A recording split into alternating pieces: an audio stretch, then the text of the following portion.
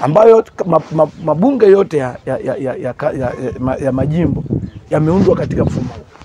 Mungu akikujalia ukiwa umeingia pale kwa ile jengo, wewe ni mfanyikazi wa umma ambaye unahitaji kuongozwa na sheria, kwa sababu kuna viapo watu kula, na vile viapo ndio muongozo mzima wa ile bunge.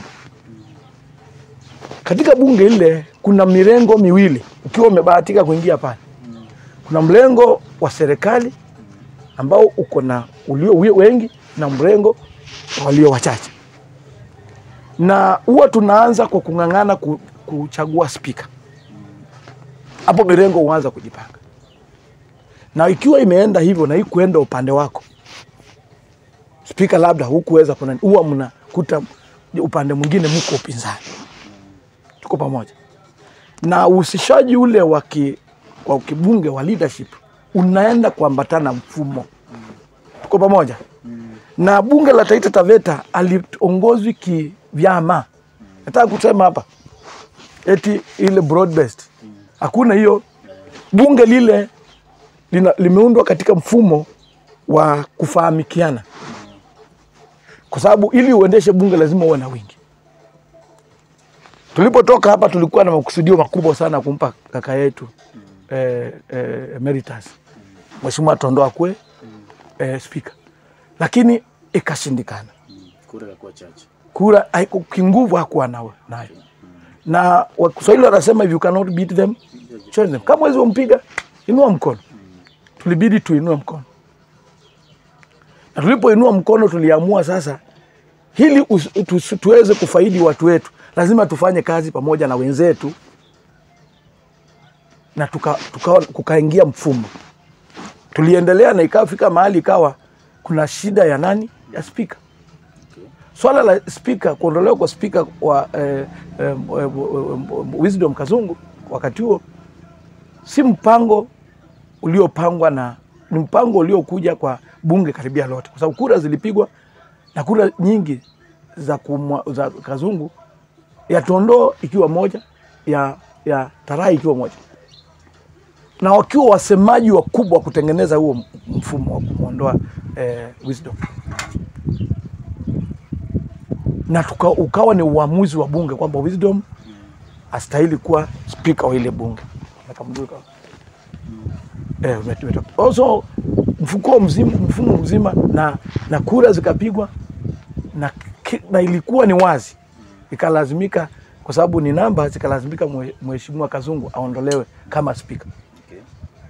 Sisi hatukuwa tunamjua Aslim. Aslim akaingia kama deputy speaker. Na ndiye acting speaker wa sasa katika ile bunge. Na wale leadership wengine majority na minority. Sisi hatuna mahali tumeingia kama kwenye leadership. Na ni kwa sababu hatukuchangia mfumo wa ushindi wa ile bunge. So ni numbers. Bunge ni numbers. Umeelewa?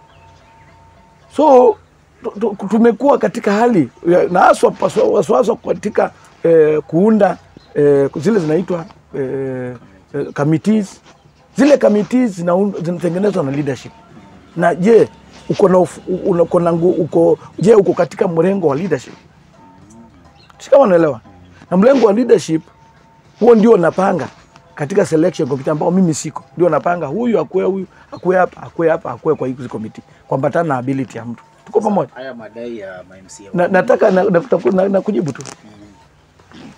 Maswala kinachoendelea kwa ile bunge si la kuja kuambia watu hapa nje. Okay. Si kama unanielewa? Unatakikana upambane, ukishindwa wanaelewa. Ukishindwa umeshindwa, unakaa pale. National Assembly. Si the other time wanaondoa watu tu kwa committee na wanakaa pale. Sijuzi walifanya whipping ya broad base. Akina Ndindi Nyoro wakaondolewa. Je, ulimuona akienda kwa media kwenda kuongea mambo ya bunge? Na alikuwa amewekwa kwa docket nzuri ya kifedha. Those are political outcomes. Hizo zinaitwa political outcomes. Na ziko katika nyumba. Kama huko kwenye ile nyumba ujulikani na una nguvu, unakaa kando. Wewe utakuwa unakuja kwa sittings. Ila kuna sheria inasema huwezi kosa kuwepo katika committee kama tatu. Ni wao ukiwa member si lazima ukue chair ama ukue vice chair. Tumeelewana? Baadhi ya watu unaposikia wakiongea, mheshimiwa Tondo alikuwa kwa vice chair. Si kitambo sana, alikuwa vice chair one of the committees. Na mwenzake ni juzi Taraya alikuwa amepewa committee ya tourism. Siku, yes. Na ikawa nimeacha mambo yameenda vizuri kwa sababu for your information mimi nilikuwa nawatetea sana kwa ile bunge. Ukiuliza. Kwa sababu nilikuwa nataka watu wataveta pia kidogo tunafanya hata kama hatuna nguvu. Kama committee Taraya akawa amepewa ya tourism kama chair. Kwa sababu tayari tulikuwa tumerudi vizuri. Na bunge tukasema tunataka twende vizuri. Na hata Dorcas naye akarudishwa. Umeelewa?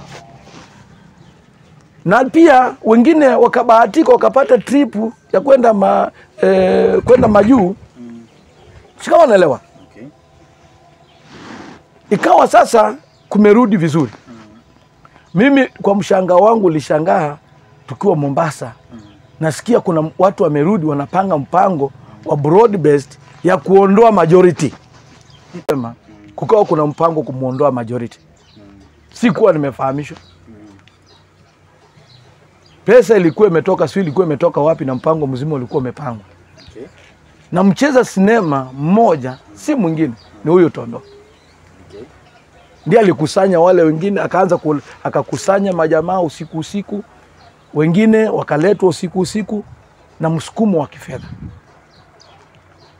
Na hata nakumbuka tuko Mombasa ndio napata habari kwamba kuna msukumo unaendelea wa namna ile. Sikuwa najua. Mpaka watu walikuwa wameitwa wakapangwa. Lakini nikaja nikafahamishwa singeweza kuambiwa kwa sababu nina misimamo.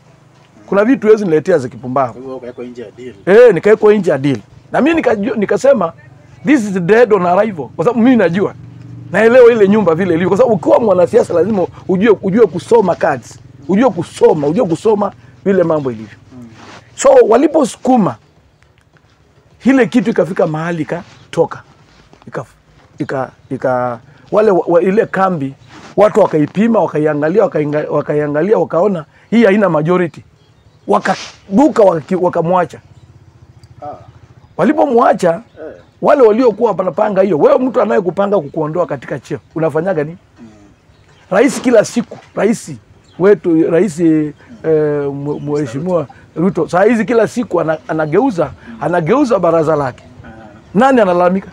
Ile afanya alignment ya wale wako na yeye. Leadership pale inaongozwa na speaker mwenzake na rafiki yake Hansel ambao walikuwa kwa bunge pamoja. Walipoangalia wakaona hao watu tumewapeleka tumeweka.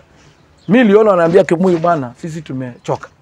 Si kila siku mizozo. Na mimi nilikuwa nimesema tangu kitambo kwamba hii mizozo ya kungangania uongozi ishe. Hakuna mtu aliletwa na cheo hapa. So advice aje. Utapata aje time ya kufanyia watu wako kazi. So wakakuwa whipped. Wakati niko Mombasa nimelaza mke wangu Mombasa Aga Khan Hospital ndio nakuja kujua kwamba tayari wamekuwa whipped kupitia bunge.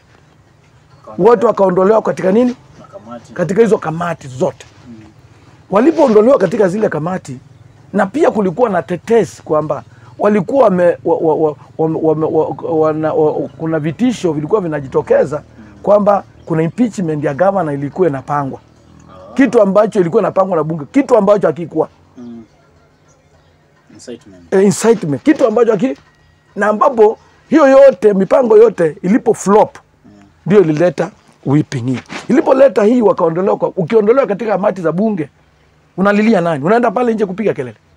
Hawa jamaa wakimbia kwa media.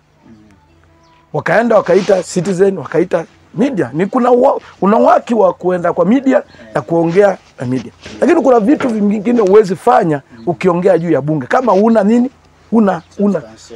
Una evidence. Mimi nataka kuwaambia watu wa Taita Taveta. Unganganiaji wa vyoo. Kuna watu hawajazoea kukaa nje ya baridi. Unganganiaji wa vyoo katika ile bunge ndio unaleta kwa sababu kuna mtu anaona akiwa mahali fulani atakula vizuri zaidi. Lakini ukweli wa mambo sivyo. Lile bunge lina bajeti yake. Na kama kuna mtu ana swali juu ya masuala ya uhasibu ile bunge, ni vizuri aende aulize, haizi nyimwa na mtu. Na pia kuna njia kama wewe kama ni mheshimiwa na mbunge ama mjumbe, kuna njia ziko kwa standing orders za bunge ambazo unaweza kuzitumia. Kwa mfano, kama kuna shida ya ajira, kama kuna shida ya kunyanyaso, una uwezo wa kuileta kwenye bunge kupitia standing orders. Kwa mfano, unaweza sema wacha nitengeneze statement, ama nitengeneze swali, ama petition, unaleta kwa bunge. Hizo njia ziko. Wewe ukiongea na yes, ama lalamisho. Ukiongea wewe na wewe ni mheshimiwa, je, mwananchi wa pale nje? Sika unaelewa? Lingine ni kwamba swala zima la wao kupiga kelele na kwa sababu ya kuondolewa katika zile committees, ni swala linaendelea hata katika bunge kuu. Si lako uende ukasimame pale uanze kulalamika. Nataka kumwambia hivi mheshimiwa wangu na rafiki yangu mheshimiwa Crispas Pondogo kwamba si kazi yake kuajiri watu katika bunge. Kuna kitengo katika bunge kinaajiri, kinaitwa County Public Service Board. Yeye kama aliamka akaajiri watu wakiwa na wale ma-MCAs waliokuwa kuambatana na vile anavyosema, ilikuwa ni kinyume na sheria. County Public Service Board ndio inaajiri, na inaajiri kupitia mfumo na mpango ulioko. Wacha niambie Taita Taveta County, Taita Taveta nzima, niwaambie leo watu wa Taita Taveta. Ile bunge limeajiri mpaka imepita. Ile. Na hakuna ile inaitwa ethnic balance, hakuna. Kwa hivyo kuna mtu anaweza jisifu kwamba kwanza walio wengi ni wenyeji wa Taita na Wataveta. Zile jamii za kando zile inatakana zicontribute to 30%, haiko. Na wakati wote tuna raise hiyo, hatuwezi kuirekebisha kwa sababu hao watu wameajiriwa wako katika permanent and pensionable. Unaweza kupeleka mahali. Na hakuna katika hakuna pale nafasi ya kuajiri. Hakuna, walijaza kama vile alivyosema. Walijaza wakashona ile bunge. Na leo hii hatuwezi enda kufuta mtu kazi. Ana haki zake. Kwa hivyo ningemuomba mheshimiwa aache kuchonganisha sisi na wananchi. Mimi niliwekwa na kazi 3. Moja ni kuwakilisha, kutunga sheria. Na kutunga sheria na uangalizi. Na ile lingine limeongezeka ni kuchangia katika bajeti. Yale mambo mengine ya ajira ni upande wa executive governor kupitia Public Service Board ya county na County Public Assembly County Public Service Board ambayo ndio inatakana kutoa ajira. Yangu ni kutangazia vijana kama na tangu niingie pale na kuna fursa. Na tangu niingie pale siaoiona, lakini upande ule mwingine iwe ni ECD, iwe ni zile ajira za county, siwezi kuwafichulia kwamba sina watu wangu wameingia katika kazi. Lakini si mimi nimewaajiri, wameajiriwa kupitia viegezo vya kitengo cha County Public Service Board. Tuko pamoja. Yes. Kwa hivyo ningependa tu niwaambie kwamba ile bunge alijagawanyika. Na hiyo isiwe, na hakuna rushwa iko pale. Na kama unaona kuna rushwa iko pale, basi ni vizuri kufuata sheria, viko vitengo vinavyohusika vya kufuatilia kama kuna rushwa inafanyika wapi. Kwa sababu ukiangalia zile mambo zote wanasema, ukiziangalia kisheria wana haki ya kuongea, lakini je, ni kupitia media? Sika wanaelewa. Kwa hivyo kwa njia hiyo mimi sote tulienda kwa ile bunge kila mtu kivyake. Na ningependa tu ile heshima idumu. Mambo ya kutaja viongozi wakati unaongea kwa statement, hiyo si, na ningependa tu kutoa nani yangu kwamba mambo ya kuchafulia viongozi wengine majina, kuongea juu ya viongozi wengine ni kinyume na sheria. Si vizuri. Huko ni kuharibia watu sifa zao. Ningeomba wakati wewe kama kiongozi unaenda kuongea juu ya media, tafadhali jua kabisa unapoongea juu ya mtu una ushahidi. Unapotaja mtu una ushahidi wa kile ambacho anachosema. Na niseme hiki, tunahitaji kuwa na ushirikiano hapa Taveta kama ma-MCAs wa Taveta. Hila hatutakubali ushirikiano wa kupe. Ushirikiano wa kupe, mmoja naye nyonya mwingine. Ushirikiano nao utaka ni wawazi. Ushirikiano ambao una uwazi ndani yake, na ndio Kimuyu anataka. Atusemekani eti TAVETA eti mbona mshirikiani nini. Mimi nitashirikiana na mtu akiwa na uwazi, akiwa na mambo yote anaweka mezani. Hakuna hidden card.